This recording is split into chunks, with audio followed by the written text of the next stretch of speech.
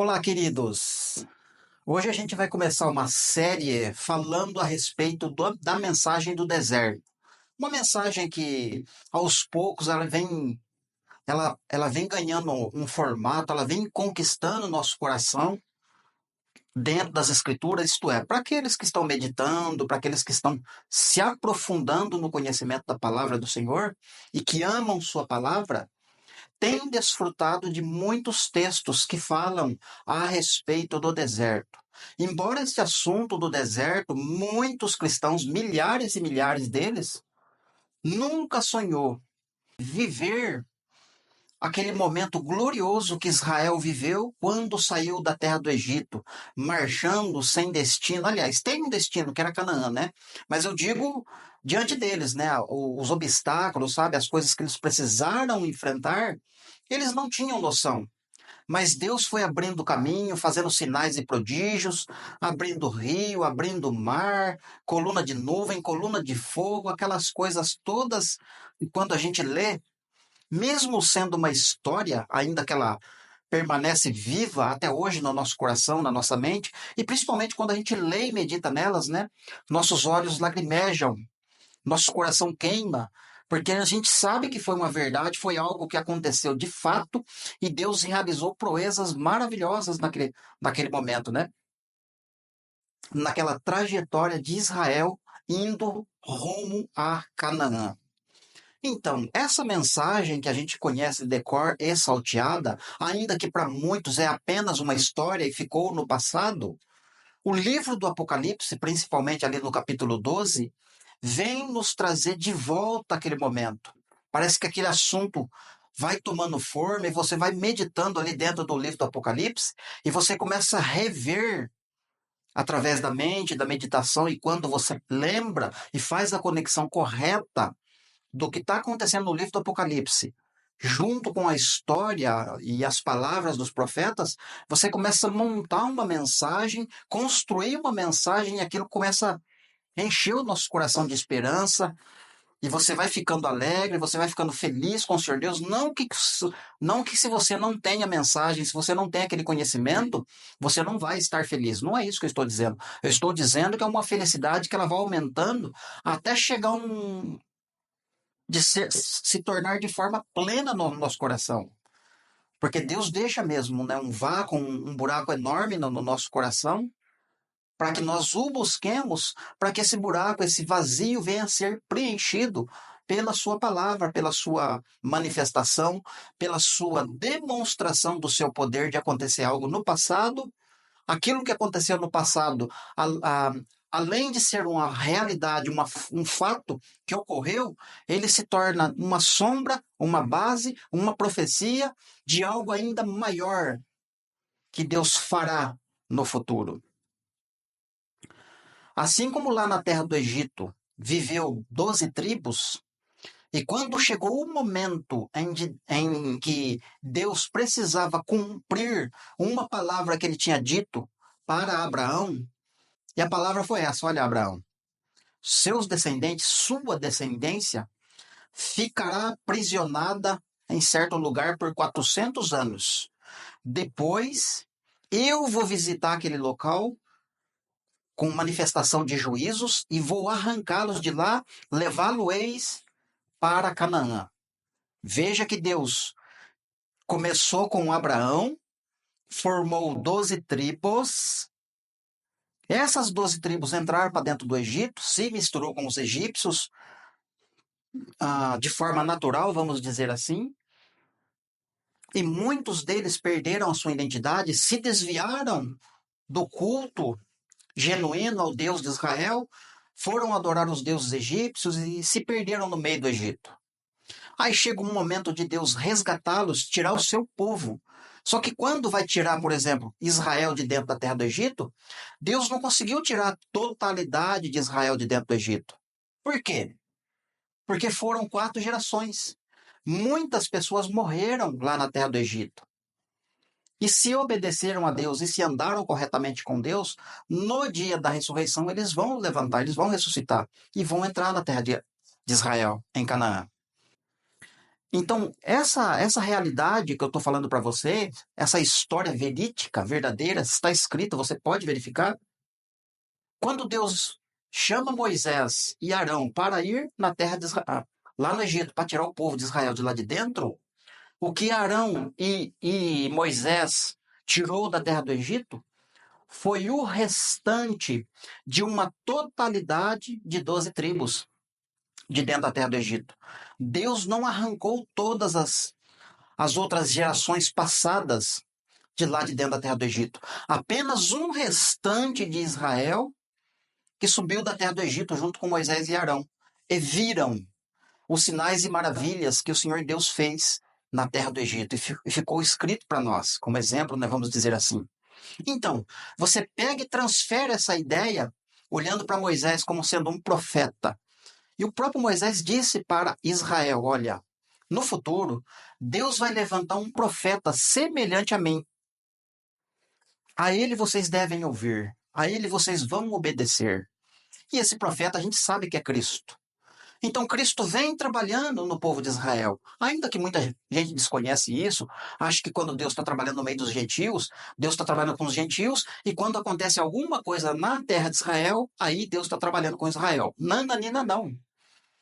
Israel são 12 tribos.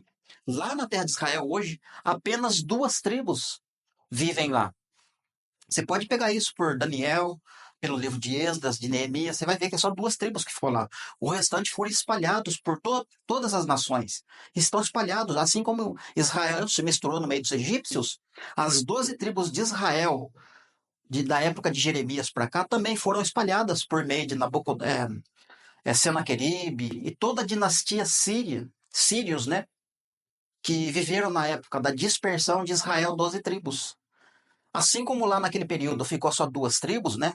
O território de Judá e uma parte de. Melhor, o território de Jerusalém e uma parte de Judá, hoje também tem o território de Jerusalém e uma parte de Judá, que está lá, habitando lá hoje, vocês entendem? Então, da mesma forma, Israel está espalhado no meio do mundo, assim como as profecias falam. Quando você está lendo nos profetas Egito, Deus está falando do mundo inteiro, entende? No mundo inteiro tem israelita espalhado, gentio, na verdade, porque se misturou.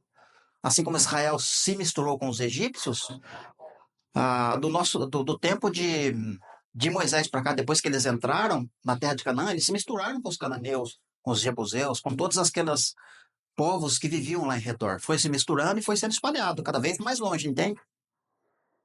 E Cristo, ao morrer na cruz, ele começa a pregar o evangelho no meio das nações, e esse povo, aos poucos, vão retornando para Deus, mas não vão voltar para a terra de Israel, porque eles precisam ressuscitar para poder ir para a terra de Israel, para herdar a promessa de herdar aquela terra. Mas não é herdar aquela terra para ser o homem mais rico da terra e herdar daquela terra, ser dono daquela terra. Herdar aquela terra para governar o mundo.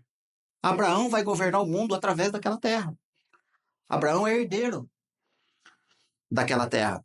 Nós somos em Cristo co-herdeiros, como Gálatas fala, co-herdeiros segundo a mesma promessa que foi dada a Abraão. Abraão vai ressuscitar, vai herdar aquela terra, os descendentes de Abraão em Cristo também, da mesma forma, vão governar o mundo.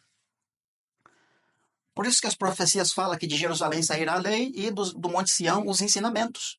O mundo inteiro vai obedecer os descendentes de Abraão em Cristo. Então, Cristo está resgatando os gentios, os judeus, todos que entram para o corpo de Cristo vão sendo resgatados. Um dia vão ressuscitar e terão que ir para a terra de Israel, dar cumprimento nas profecias e herdar aquela terra. Não para ser dono, mas para reinar. Acontece que, assim como houve na terra do Egito, um tempo determinado de Deus tirar de fato, literalmente, um resto de Israel de dentro da terra do Egito, com sinais e prodígios, e ponhando medo na turma, por onde quer que eles passassem, da mesma forma, os profetas, o livro da lei, os salmos, até mesmo no Novo Testamento, tem trechos assim que mostram para gente que haverá um restante que vão voltar. Assim como Israel subiu do Egito para a terra de Israel, fazendo sinais e prodígios na terra, Na última semana profética do profeta Daniel, que tem cumprimento, para desfecho de muitas profecias darem cumprimento nessa época. E uma delas é o retorno do povo de Israel em Cristo voltar para aquela terra com vida. Assim como Israel subiu da terra do Egito com vida, foi até Canaã, vendo os sinais e prodígios do Senhor Deus, Deus está dizendo que ele vai fazer de novo. Por isso que a gente chama o último êxodo. Teve o êxodo de Israel, um restinho de pessoas que saiu do Egito e foi para Canaã. Da mesma forma, haverá um grupo, só que agora não é só do Egito. Agora, como Israel está espalhado no mundo inteiro haverá um restante de descendentes de Abraão em Cristo para retornarem para Israel. E será uma jornada incrível. E é por isso que a gente precisa compreender a mensagem do deserto na sua totalidade, porque elas estão nas Escrituras. E você pode conferir, comprovar. Eu sei que no início vai ser difícil, você não vai conseguir encaixar o texto, alguns momentos vai parecer espiritual, alguns momentos outras pessoas vão tentar desacreditar de você, como foi no começo da minha vida. Quando eu comecei a entender essas mensagens, quando eu comecei a tentar passar para alguns pastores, eles tentaram, de toda forma, tirar eu desse caminho, tirar eu dessa mensagem.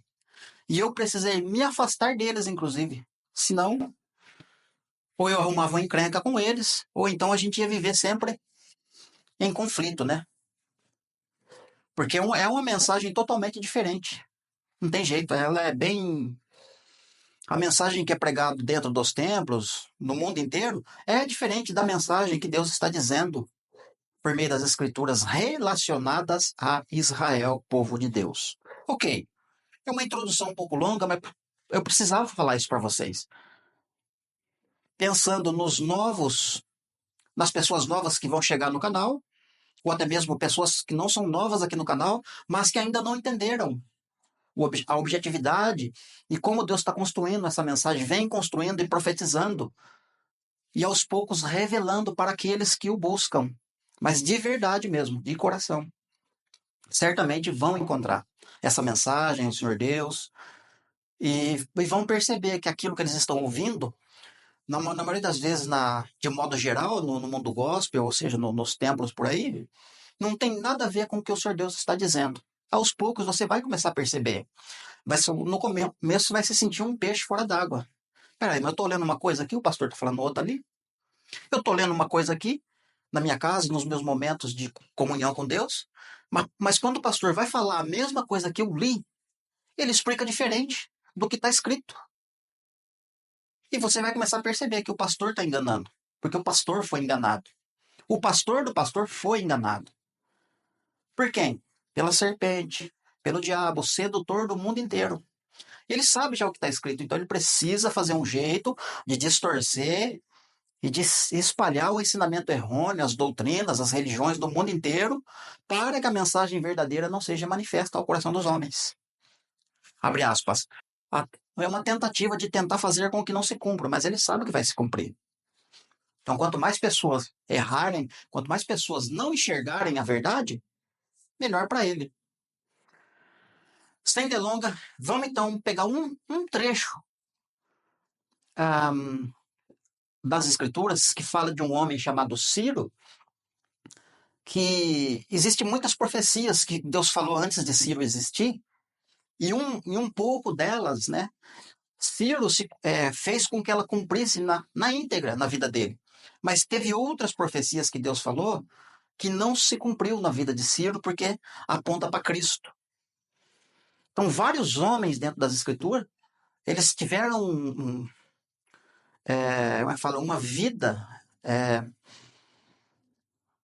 uma vida de propósito, vamos falar assim. Porque Deus falou deles antes deles existirem. E quando eles nasceram, as coisas foram ocorrendo conforme Deus falou. Não que Deus trabalhou de forma que eles se tornassem um robô, mas sim porque Deus viu o futuro e o coração daqueles que ele deixou registrado. E coisas que vão acontecer depois da nossa geração já está escrito, já está narrado, né, inclusive. Então, isso prova que não é narrativa para tornar pessoas robóticas para obedecerem à voz do Senhor Deus. Não. São coisas que Deus fala, elas vão se cumprir de um jeito ou de outro, né? Mas vamos lá para a história. Então, eu quero falar aqui um pouco de Ciro. Já falei no canal diversas vezes, né, a respeito desse personagem, que ele tem muita bagagem, né? Deus fala muito desse homem. Então, se você não levar para Cristo, fica até estranho, né? O homem parece um deus. Ciro foi o homem que derrotou a Babilônia. O Império Medo-Persa acabou com o Império Babilônico sem ter guerra, vamos dizer assim. Não foi necessário um combate, sabe, de dois exércitos poderosos da época. A Média e a Pérsia se uniu, se tornaram um, um império muito poderoso, sabe, devastador. Só que o Império Babilônico também era um império muito forte. Exemplo, antes do Império Babilônico surgir, você sabe que o império que dominava antes da Babilônia surgir era o Império Assírio, de Senaqueribe. Poxa, eu estava lembrando o nome dos reis agora, me fugiu da memória. Então teve muitos reis sírios, né? Que a gente encontra lá no livro dos reis, de crônicas, né? Samuel, todo aquele trecho. Fala muito da Assíria, um poderoso império. Tanto é que Deus precisou profetizar, levantou Miqueias, levantou Naum, até o próprio Jonas, né, falou contra esse império, né? Império Assírio. E esse Império Assírio teve um momento lá que ele chegou a ficar tão forte que chegou a desafiar a Deus, né? Desafiou a Deus esse império, né? Através de Senaqueribe com o rei, se não me falha a memória, Ezequias, né? Que ele chorou, mostrou a carta lá pro Senhor Deus e tal. Não vamos entrar na história, não. E em belo de um dia, um anjo foi lá no território assírio lá e matou 185 mil assírios numa só noite, tá? E aí deu uma fraquejada no império, né? Mas não acabou assim, de fato. Mas o que acabou mesmo com esse império foi o rei, o Nabucodonosor, que ele invadiu a cidade de Nínive, que era fortificada, tinha muralhas e tudo mais. E aí o profeta Naum desce a madeira mesmo, profetizando que Nínive seria destruída, invadida por um personagem testudo, né? Que é o Nabucodonosor. E Nabucodonosor foi lá e invadiu Nínive, capital da Assíria, e devastou. E acabou com o Império Assírio. E aí surgiu o Império Babilônico. Aí vem Jeremias e começa a profetizar para os judeus. Galera, abre o olho. Galera, fique esperto. Se vocês não obedecer ao Senhor Deus, não parar com essa patifaria, Nabucodonosor vai vir, porque ele está crescendo. Ele está ficando poderoso. E ninguém dava crédito para as palavras de Jeremias. E aconteceu o que aconteceu. Nabucodonosor veio, destruiu Jerusalém, levou eles para cativeiro. Aí vem o tempo de Daniel. Daniel se torna amigo, inclusive, dos reis babilônicos, dos reis da Média e a Pérsia, inclusive, também. Então, Daniel está vivendo esse período. E a Média, agora a profecia está falando que Deus vai destruir a Babilônia por meio dos medos e persas. Isaías fala, Ezequiel fala, Jeremias fala, e vários outros lugares fala da destruição de Babilônia por meio dos reis medos e dos reis persas. E Deus não deixou detalhado para a gente como foi que. Não deixou, aliás, abre aspas, né? A história nas Escrituras não nos deixou muita margem. Como foi que Ciro derrotou a Babilônia? Mas a gente tem registros das histórias, né? E eu dei uma vasculhada, comparando inclusive com os textos bíblicos que fala de Ciro, né? Como ele enfrentaria, como ele iria avante com o seu exército para conquistar os reinos. Um pouco de Bíblia e um pouco de história, de documentários a respeito da queda de Babilônia por meio dos medos e persas, eu precisei fazer um mapa aqui então. Então eu criei um desenho aqui, agora eu vou falar para vocês da lousa. Eu desenhei aqui mais ou menos, tá? Segundo a história, tá? Não é um desenho perfeito. Eu desenhei o rio Eufrates, como vocês estão vendo. O rio Eufrates passando dentro do território da Babilônia, ok? E o rio passa. Esse quadrado maior aqui que vocês estão vendo é as muralhas da Babilônia. É um muro semelhante àquele de Jericó. Intransponível. Uma muralha enorme fortificada. Depois dessa muralha, existe um outro muro de contenção. Essa parte em volta da muralha aqui Ela é cercada, né? Cerca inclusive a cidade de Babilônia, inclusive. É lá na região do Iraque, lá, né? E uma boa parte da borda dessas muralhas, né, ficava o exército babilônico. Um exército poderoso também. Depois tinha um outro muro aqui, ó, cercando o palácio. O palácio é esse quadradinho menor aqui, a sede da Babilônia, ó. Aqui é a sede da Babilônia. Esse quadradinho aqui, ó, cercava a sede.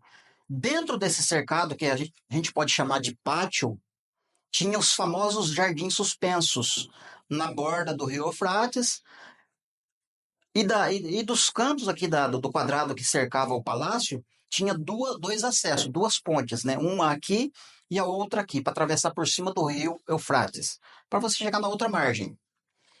Então, o território era cercado por exército. Aqui dentro ficavam os governantes, os bambambam, sabe? Os bam da boca. Os governantes, os príncipes e tal, sabe? Que é a área urbanizada é uma área dos nobres, vamos falar assim. E aqui dentro o palácio, onde o rei Nabucodonosor viveu, né? Daniel teve aqui, etc. Acontece que Nabucodonosor vai morrer e Belsazar vai começar a reinar. E já para comemorar o feito, né? Sou rei da Babilônia, Belsazar. Ele resolve dar um banquete, né? Chama os príncipes, os governantes, os presidentes, toda a galera, e começa a manguaçar no vinho. De noite, tá tendo a festa aqui, ok. A história fala que Ciro, veja bem, as muralhas aqui em volta da cidade eram intransponíveis e qualquer exército que chegasse em terra para tentar cercar a Babilônia, o exército iria visitar por causa dos atalaias e por causa das torres de vigia, né? De tantos em tantos metros, uma torre para vigia, para o cara ficar vigiando, para ver o inimigo de longe, quando é que ele está vindo para cercar a cidade. Só que Deus, né? Daqui a pouco eu vou ler um texto que vai casar bem com o que eu estou falando aqui. O que que Ciro fez com seus exércitos? Subiram por fora. A história fala que eles subiram cerca de 80 até 200 quilômetros de distância, acima da muralha aqui, sabe? Que cerca a cidade. E o que que Ciro fez com seu exército? Isso é óbvio que foi feito no banho-maria e semanas, ou talvez até meses, antes da noite que Belsazar está manguaçando vinho com a galera. Ciro põe os seus homens para abrir uma valetinha na borda do rio Eufrates, um pouco mais 20, 30 metros fora da margem do rio, eles cavavam bacias, né, panelas, sabe? Aquelas bacias de contenção que as maquinárias faz hoje, faz aquele buracão para a enxurrada vir e cair lá dentro, encher e comporta e segura aquele montão de água, né? Alguns lugares têm bacias naturais, né? Aí Ciro só precisou fazer aquela valete, famosa valetinha com seus homens, e aí, ó, a água do rio Eufrates é desviada para essas bacias. Começa a encher aqui, começa a encher aqui, começa a encher aqui, começa a encher aqui, começa a encher aqui. Aos poucos, o rio começa a baixar de nível. Então, até encher todas as bacias que Ciro cavou acima do rio Eufrates, o rio começa a secar. Até encher todas as bacias, quando elas estiverem todas cheias, como tem barragem de contenção na borda das bacias, o que vai acontecer? A água vai começar a voltar para o rio. Ou seja, daqui a pouco o rio começa a voltar ao seu nível normal. De maneira que isso aqui não prejudicou o rio, o meio ambiente ou a natureza que seja. Percebe? Mais ou menos nesse trecho aqui, ó, segundo a história, a, a estrutura do muro, ela desce cerca de quase 3 metros abaixo do nível da água, sabe? De maneira que, ou melhor, desculpa, vamos recapitular aqui, ó. De uma margem à outra do rio, eu não sei como é feita, né? Tá escrito, então não tem como a gente saber como era a tecnologia da época. O rio Eufrates, ele é conhecido também por muitos navios trafegarem por ele, né? Sai lá do Irã, né? Sai lá do braço do mar lá e a pessoa sobe, vai trafegando e vai subindo pelo rio Eufrates. É uma das rotas por água, né? Que o pessoal usa muito. E aqui então tinha uma espécie de cancela, de portão, ou de comporta, vamos falar assim, sabe? Para que quando o navio for passar, o barco, a embarcação for passar, aquela porta se abre, sabe? Eu não sei como que era o mecanismo. Na história não dá para entender como que era feito. Se ela era de abertura, vasculante não é, não tem como, né?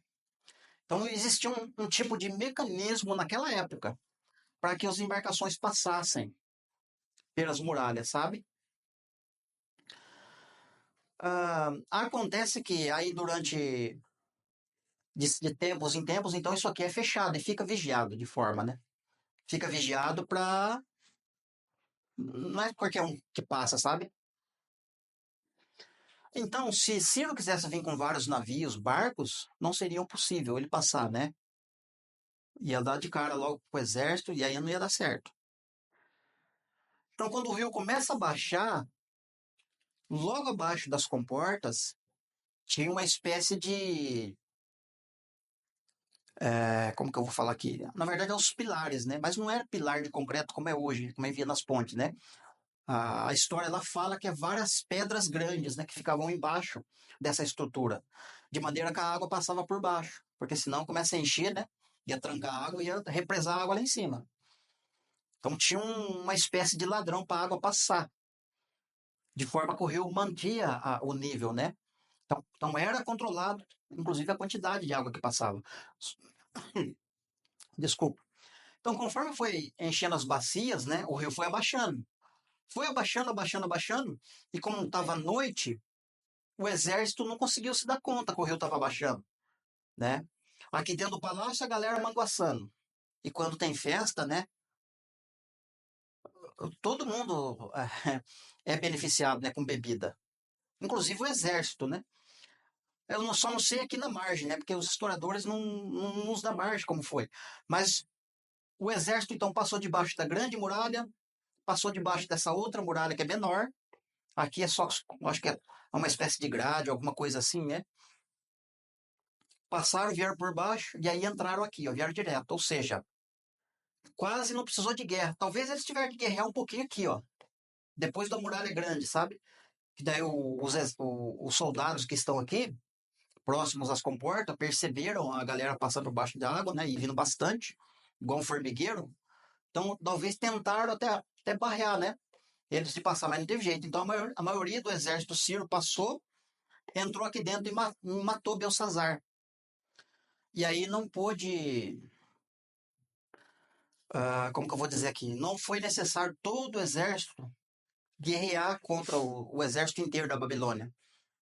Porque uma das regras, né, que até hoje, inclusive, é feita, você vai ver lá na terra de Israel, que Israel tá louco para achar o líder, né, do Hamas, o líder do Líbano, o líder do Irã, para matar logo, para acabar com a guerra, né? Essa é a ideia. Matou o líder, acabou. Não precisa ter mais guerra, não precisa mais guerrear, porque aí ele dominou, ele venceu. Então Ciro venceu Belsazar. Não teve mais guerra. Só que, enquanto está acontecendo tudo isso que eu tentei passar para vocês, deu umas enroscadas aqui, mas acredito que deu para entender. Enquanto está acontecendo isso aqui, ó, de noite, aqui no palácio está tendo a festa. Belsazar, os nobres, os príncipes, os comandantes, os governantes, suas mulheres, suas concubinas, uma galera, todo mundo manguaçando vinho, vinho para dentro. Detalhe, além de estar bebendo vinho e manguaçando, adorando Deus de prata, de ouro, de bronze, de ferro, de pedra, madeira. Não só isso, Belsazar manda buscar os utensílios que Nabucodonosor, seu pai, havia retirado do templo em Jerusalém e tinha levado para a Babilônia. Mais tarde, Esdras vai levar de novo embora para Jerusalém, né? Esses utensílios, né? As taças, as canecas, toda matéria que tinha ali referente ao templo, né? Coisas, utensílios do templo. Bebendo nas canecas de ouro, nas taças, sabe? Os copos que era do templo, eles bebendo lá vinho, manguaçando e adorando os deuses. E quando eles estão festejando desse momento e adorando os deuses, apareceu uma mão misteriosa na parede. Um dedo, né? E escreveu lá diante do candeeiro, diante do candelabro, inclusive. Olha lá pro livro do Apocalipse, tem um candelabro lá, já que eu vou falar disso. E foi escrito lá, né? Mene, mene, tekel, parsim. Aí corre daqui, corre de lá, o rei já, Belsazar já ficou doido, já ficou perturbado, o que será isso, o que será isso? Chama os adivinhos, os feiticeiros, os macumbeiros, chama a quadrilha toda e não conseguiram resolver, não deram conta do significado das palavras. E aí uma senhora rainha lá, a velhona, foi lá e falou, olha, tem um fulano lá que servia teu pai, foi muito amigo do teu pai, vários dilemas, várias coisas difíceis, ele foi lá e resolveu, ele deu conta do recado. Ele é sábio, ele é conselheiro, tem o Espírito de Deus, tem sabedoria, etc, etc, etc. Chamou Daniel, Daniel chegou. Ó, Daniel, se você falar para mim o significado dessas palavras aí, vou te encher de ouro, você vai ser o terceiro no reino, e ainda vou pendurar um colar de ouro, uma riqueza enorme para você, só se você dá o significado que está escrito para mim. Aí Daniel já deu na emenda, já falou, ó, fica com seus presentes, eu não quero nada disso aí. Mas eu vou falar para você o que está escrito na parede. Seu pai, rei Nabucodonosor, Deus o levantou. Deus colocou ele no trono e encheu ele de riqueza e de glória. Ele não deu valor, menosprezou que há um Deus no céu, criador de todas as coisas. E eu falei para ele, eu avisei ele, mas ele não deu atenção para o que eu falei. E aí ele virou um bicho, lá ficou 7 anos vivendo com um animal, porque não glorificou a Deus. E você, Belsazar, você sabe disso. Eu não vou me ater nesse detalhe, não. Mas eu vou te dizer o significado. Da mesma forma que Deus deu o reino para o teu pai, ele deu para você. Ele entregou na tua mão. E você, Belsazar, não o honrou como Deus. Você não o adorou, não o glorificou.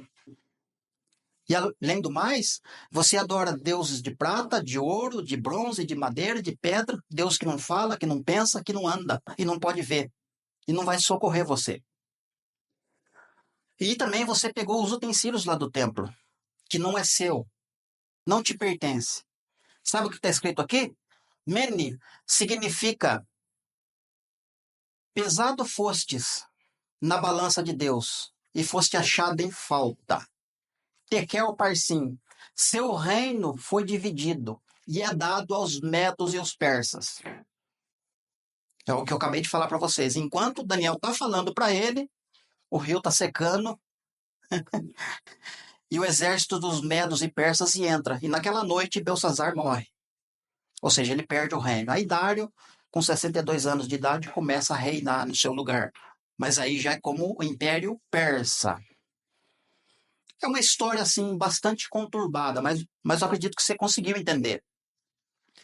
Várias profecias falam que o rio Eufrates vai se secar. O rio Eufrates vai se secar, né? Lá no livro do Apocalipse, quando o cavalo preto sai galopando, ele já saiu, na verdade, mas existe um tempo dele passar pela última vez.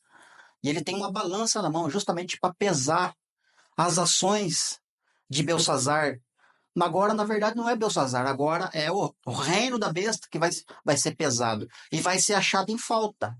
Pesado na balança e foste achado em falta. E o seu reino vai ser dividido, como está no livro do Apocalipse. O reino vai ser dividido. E vai ser dado ao povo de Deus. Lá Isaías fala que é os medos e os persas, Isaías 13. Mas é Cristo. Você tem que entender que os medos e os persas é Efraim e Judá, que foi unido na cruz por meio de Cristo. E eles vão reinar. Isto é, o mundo inteiro que hoje cultua a Babilônia vai perder o seu reino. O seu reino vai ser dividido e vai ser dado para Efraim e Judá. E vão governar a terra. E o Eufrates vai secar justamente como secou na época de Ciro. Não só o rio Eufrates, né? Eu vou ler um texto aqui para vocês, que se encontra em Isaías 44, que fala de Ciro. E vocês vão ver que algumas coisas não cabem aqui para esse momento. Vamos lá. Isaías 44, a partir do versículo 24. Mas Deus começa a falar de Ciro bem antes, né? Assim diz o Senhor que te redime, o mesmo que te formou desde o ventre materno. Eu sou o Senhor, que faço todas as coisas, e que sozinho estendi os céus, e sozinho espraiei a terra. Verso 25. Que desfaço os sinais dos profetizadores de mentira, e enlouqueço os adivinhos, e que faço tornar atrás os sábios, cujo saber converto em loucuras. É o que Paulo fala lá, né? No Novo Testamento, verso 26. Que confirma a palavra do meu servo e cumpro o conselho dos meus mensageiros. Que digo que Jerusalém, ela será habitada. Foi por meio de Ciro, foi habitada, mas como não era o auge dessa profecia, veio a devastação, mas futuramente ela vai ser habitada novamente. De acordo com as escrituras, não é ser habitada como é hoje, não, tá? Com comércio, com bagunça, prostituição, etc. Não é essa habitação que Deus está falando, não. E elas serão edificadas, e quanto às suas ruínas, eu as alevantarei. Verso 27. Que digo, a profundeza das águas, seca-te. Ele está falando do mar aqui, tá? Eu vou falar isso na outra parte. A gente vai entender melhor. A profundeza das águas, seca-te, e eu secarei os teus rios. Que digo que Ciro, ele é o meu pastor, e cumprirá tudo o que me apraz. Então, algumas coisas Ciro fez, mas na verdade Ciro aqui é Cristo, né? Cristo é meu pastor, ele vai fazer tudo o que me apraz. Que digo também de Jerusalém, será edificada e do templo será fundado. Ciro fundou o templo, de fato, de Zorobabel, né? Neemias e Esdras, claro, mas não é aquele lá, é um outro ainda, né? É para a entrada do milênio, na verdade, que ele está se referindo. Mas percebe aqui que o verso 27, Deus está dizendo que além dele secar as águas, né, das profundezas, eu seco os rios diante de Ciro, como aconteceu com o Eufrates, né? E eu vou ler mais um trecho para vocês agora de Isaías. Para vocês verem que eu não estou. Aliás, eu estou misturando as coisas propositalmente, mas eu vou mostrar para vocês o profético, né? A gente pegou muito a história aqui, a gente deu uma passadinha rápida no livro do Apocalipse, a partir do 11. Mas a gente. Vamos pegar um pouquinho do profético agora. Diz assim, ó. Isaías 11, versículo 11. Naquele dia, o Senhor tornará a estender a mão para resgatar o restante do seu povo, que for deixado da Síria, do Egito, de Patros, da Etiópia, do Elão, de Sinar e de Ramate e das terras do mar. Versículo 11. Até o verso 10, Deus falou da totalidade do povo, sabe? Do tronco de Jessé sairá um ramo novo, que ele vai fazer isso, vai fazer aquilo outro, aí vem vindo, vai falando da história do Messias, 2000 anos. Quando está prestes para entrar para a última semana, chega no verso 11. Lembra que eu falei na introdução desse vídeo? Israel, 400 anos, totalidade. Restante, quando Moisés apareceu para tirar eles do Egito, tirou o restante, não tirou a totalidade. Porque a totalidade ficou nas outras gerações passadas. Só vão voltar na ressurreição se obedeceram. Vamos pegar a geografia aqui que ele está falando.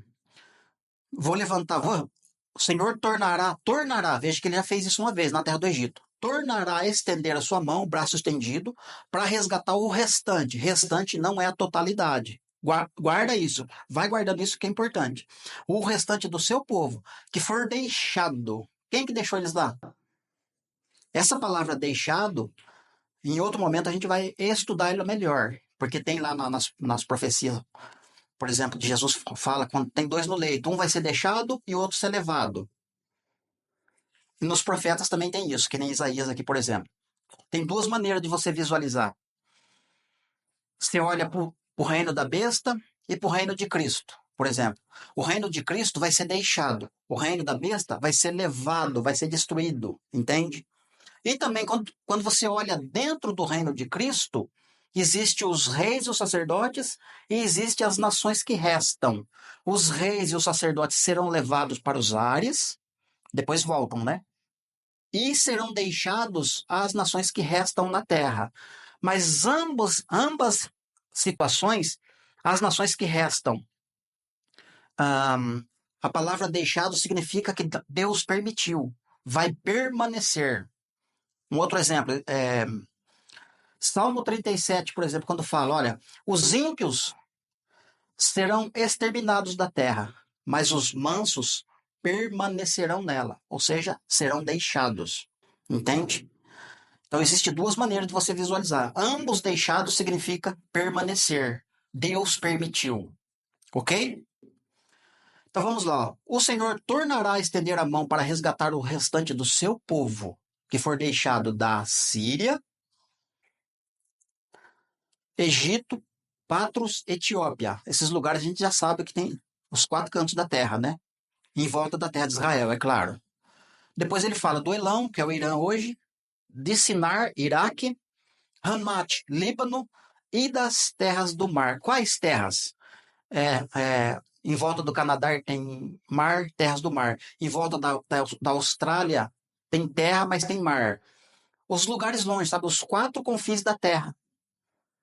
Primeiro ele fala quatro cantos em volta de Jerusalém, e depois ele se estende. Quatro cantos no mundo inteiro. Verso 12. Levantará um estandarte para as nações. Ajuntará os desterrados de Israel. Desterrados por quê? Porque ele está sem terra. Estão em terra alheia, terra estrangeira. Não é sua terra, mas eles vão voltar para sua terra. Aí vai deixar de ser desterrado.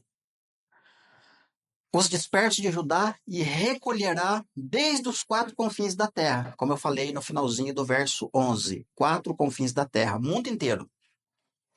Afastar-se-á a inveja de Efraim e os adversários de Judá serão eliminados. Efraim não invejará a Judá e Judá não oprimirá a Efraim. Tem duas maneiras também da gente compreender isso aqui.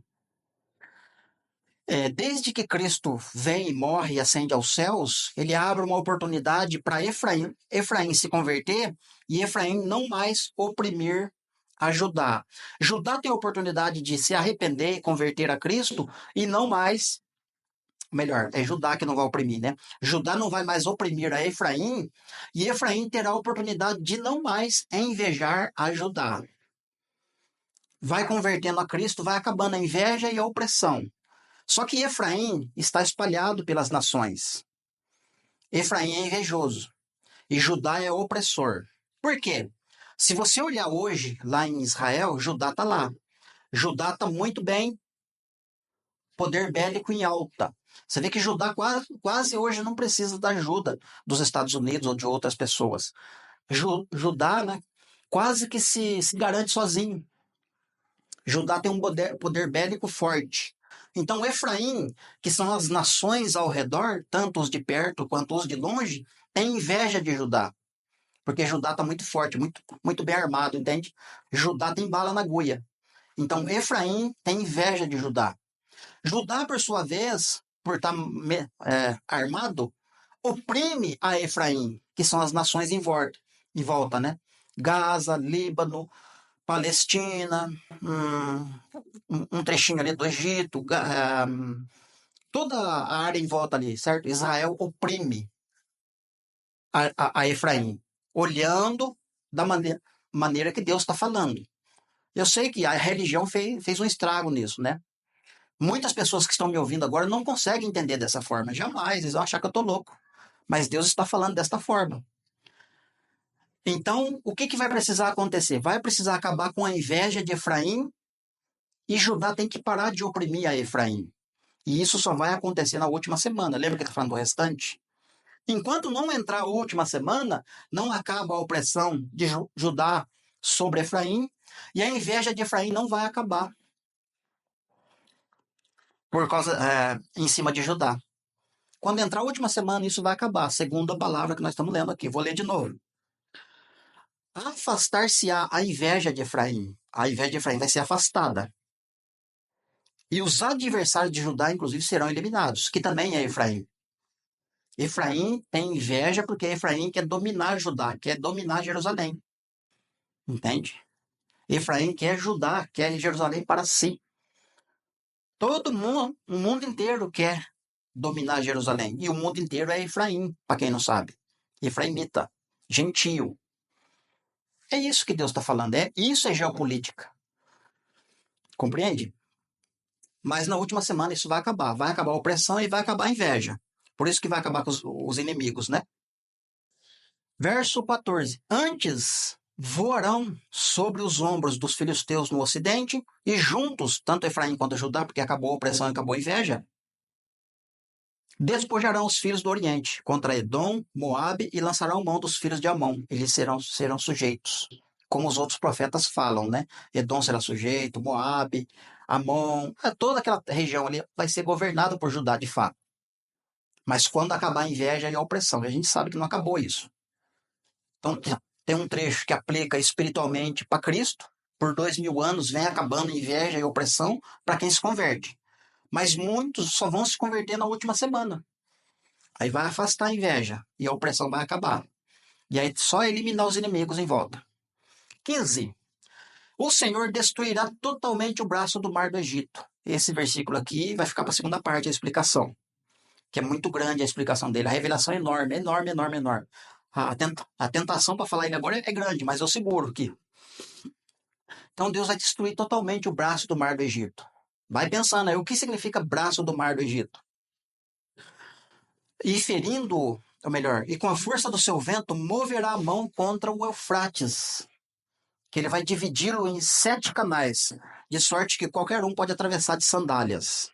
16. Haverá caminho plano para o restante do meu povo, que foi deixado da Síria, como houve para Israel no dia em que subiu da terra do Egito. Lembra que eu falei na introdução do vídeo? Assim como foi no dia que eles saíram do Egito, o restante vai repetir, só que em proporção gigantesca, né, no mundo inteiro. Então, qual é o objetivo do Eufrates se secar? Para ter um caminho plano para o restante, não é a totalidade. Então, quando o Eufrates se secar, vai ter um caminho plano para o restante do povo passar. Qualquer um vai atravessar de sandália. Assim como o Ciro e a galera dele passou dentro do Eufrates e dominou a Babilônia. Efraim, que é o povo de Deus, é o restante, junto com Judá convertido, vão voltar para Jerusalém. Entende? Vão voltar. E quando eles voltarem, o Eufrates se seca para eles passarem, né? Como está em Apocalipse 16. Os reis que vêm do Oriente. Os reis é o quê? Aqueles que receberam Cristo e recebem a coroa. Como fala. Apocalipse 1, Apocalipse 3. Vários trechos do Apocalipse falam de coroa, de quem está servindo a Cristo. Sem falar nas cartas, né? De Paulo, Tiago, Timóteo. Mas isso vai ficar para uma outra parte, né? A questão aí da coroa, do retorno deles virem como foi, como Deus está falando por meio de Ciro e apontando para Efraim e Judá do mesmo tempo.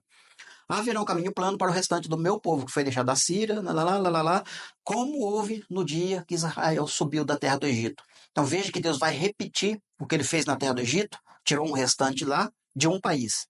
Só que agora Deus vai tirar um restante de aproximadamente 200 países. 200 nações existem hoje, aproximadamente.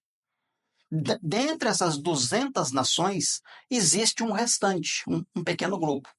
E eles vão iniciar uma marcha das suas moradas, seja qual for, se for Austrália, Canadá, Brasil, Argentina, Peru, eu não sei de onde que eles vão sair, as suas localidades. E vão marchar em direção à terra de Israel. Isso na última semana. E eles virão para tomar posse da terra, para dar cumprimento no que eu estou falando para vocês, a profecia. Um restante em vida vai vir para a terra de Israel, vai voltar para a sua própria terra. Entende? Quando você recebe a Cristo, quando você passa a fazer parte do reino de Cristo espiritualmente, primeiro falando, você tem direito à herança da terra de Israel, como toda a Bíblia fala. Não tem um profeta, não tem um personagem que participou de escrever as escrituras que não fala. E o povo vai voltar para a terra de Canaã, porque é promessa. Sabe? Você não vai encontrar. Ou seja, a religião distorceu tudo isso. Uns levam para o lado espiritual e esquecem o literal, outros pegam só o literal e esquecem o espiritual, mas tem uma salada, uma bagunça enorme. E aí, outros dividem, sabe? Não, isso aqui é para Israel. Igreja é uma coisa, Israel é outra.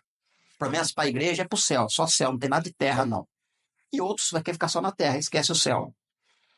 Então, é muitas religiões, muitos ensinamentos, infelizmente, e o povo de Deus fica perdido, fica disperso. E aí entra aquela famosa frase de Jesus, né? Quem comigo não ajunta, espalha. Então, se você quiser ajuntar junto com Jesus, ajuntar as 12 tribos, né? Ajuntar Israel do, dos quatro confins da terra, você precisa agir de acordo com o que está escrito. Ajuntar. Se você não está agindo de acordo com o que está escrito, está indo conforme os homens estão falando, a religião, os doutores, os mestres da lei, os pastores, os apóstolos, né? Abre aspas.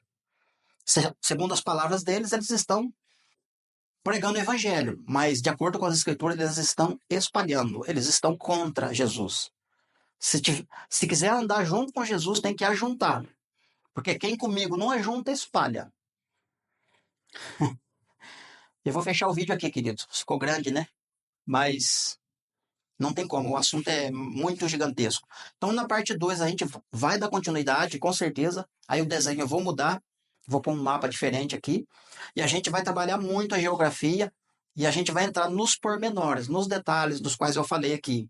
Do retorno de Israel, da sua marcha, sabe, dos quatro confins da terra vindo em direção a Israel. É um assunto maravilhoso. É pena que não dá para falar tudo de uma vez só. Então tem que ser por porção. A gente vai ler de novo Isaías 11. A gente vai ler de novo. Tem mais coisas que eu queria falar aqui que não deu, não tem como. Mas na parte 2 a gente vai falar de novo e vai acrescentar. E vocês vão ver que maravilha de assunto que é a palavra de Deus na sua íntegra. Quando você começa a entender o propósito, o desígnio e o momento que ela está para se cumprir, inclusive, que é o mais importante. É tremendo. Tá bom, queridos? Então, um forte abraço, que Deus te abençoe e até a próxima gravação, permitindo Deus.